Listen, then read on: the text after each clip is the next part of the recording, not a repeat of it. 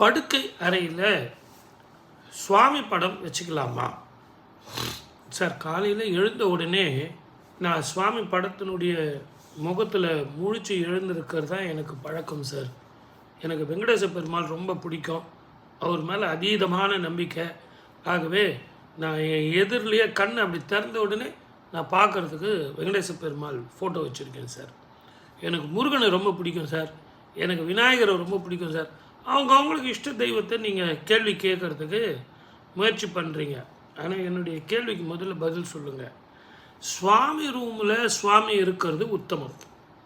நீங்கள் படுக்க அறையில் தூங்கிறதுக்காகவும் உங்கள் மனைவி குழந்தைங்களோட சந்தோஷமாக இருக்கிறதுக்காகவும் உபயோகப்படுத்துகிற இடம்தான். அங்கே துணி மாற்றுவீங்க, அது மட்டும் இல்லாமல் அழுக்கு துணிகள் இருக்கும், அது நிறைய பிரச்சனைகளை கொடுக்கும் இல்லைங்களா?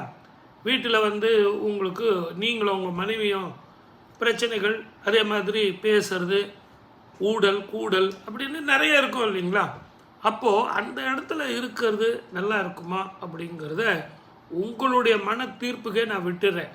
ஆனால் நீங்கள் ஒரு கேள்வி கேட்குறீங்க பாருங்கள் சார், நான் முதல்ல சுவாமியை பார்த்து தான் அந்த நாளில் தொடங்கணும் அப்படின்னா, உங்கள் பாத்ரூம் போயிட்டு நீங்கள் வெளியே வரீங்க இல்லையா? வெளியே வந்த உடனே அந்த இடத்துல ஒரு சுவாமி படத்தை அருமையாக மாட்டி வைங்க. அதே மாதிரி உங்களுடைய பெட்ரூம் அப்படி திறந்து வெளியே வரும்போது ஒரு படம் மாட்டி வைங்க. அப்போ என்ன ஆகும்னு கேட்டிங்கன்னா, உங்களுக்கு அற்புதமான, நீங்கள் நினைக்கிறபடியே விடியற்காலில் சுவாமியை பார்க்கலாம். நீங்கள் பெட்ரூமில் படுத்துக்கிட்டு இருக்கிறது, பேசுறது, கொள்வது எல்லாமே சுவாமியினுடைய பார்வைக்கு போகாமல் இருக்கலாம். எல்லாம் ஒரு எண்ணம் தானாங்க. அவர் எல்லாம் அறிந்தவர், எல்லாம் தெரிந்தவர், இந்த பிரபஞ்சமே அவருது. இந்த கதவு மூடுறதுனால அவருக்கு தெரியாமல் போயிடுமா?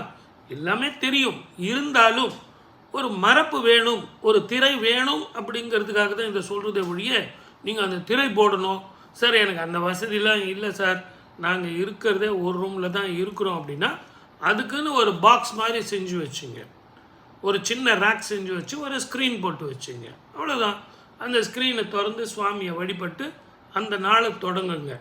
எதுவுமே எளிமையாக இருக்கிறது தான் சாஸ்திரங்களை ஒழிய பட்டாடோபமாக இருக்கிறதாகவும் ரொம்ப அதீதமான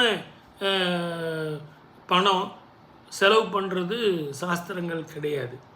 எளிமையாக எடுக்கக்கூடியவன் தான் இறைவன். ஆகவே தயவு செஞ்சு நீங்கள் என்ன பண்ணுறீங்க, படுக்கை அறையில் வைக்கிறதுங்கிறது அவ்வளோ உச்சிதம் இல்லை.